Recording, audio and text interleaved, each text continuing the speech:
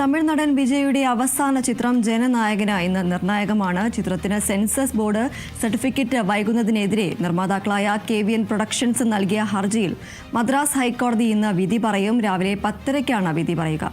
Certificate നൽകാമെന്ന് ഉറപ്പ് നൽകിയതിന് ശേഷം റിവൈസിംഗ് കമ്മിറ്റിക്ക് വിട്ടതിന് എന്തിനാണെന്ന് കോടതി വാദത്തിനിടെ ചോദിച്ചിരുന്നു. കമ്മിറ്റിയിൽ അംഗമായ ഒരാൾ തന്നെ പരാതിക്കാരനാകുന്നത് അനാരോഗ്യകരമായ പ്രവണതയാണെന്നും കോടതി വിമർശിച്ചു. എന്നാൽ സർട്ടിഫിക്കറ്റ് നൽകുന്നതിന് മുമ്പ് എപ്പോൾ വേണമെങ്കിലും CBFC ചെയർമാന് ഇടപെടാമെന്നാണ് സെൻസർ ബോർഡിന്റെ നിലപാട്.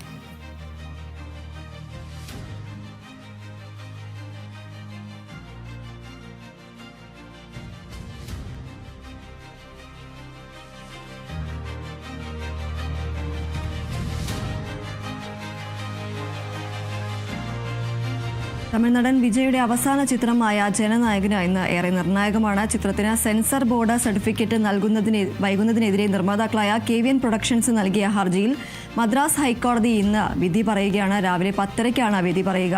സർട്ടിഫിക്കറ്റ് നൽകാമെന്ന് ഉറപ്പ് നൽകിയതിനു ശേഷം റിവൈസിംഗ് കമ്മിറ്റിക്ക് വിട്ടത് എന്തിനാണെന്ന് കോടതി വാദത്തിനിടെ ചോദിച്ചിരുന്നു.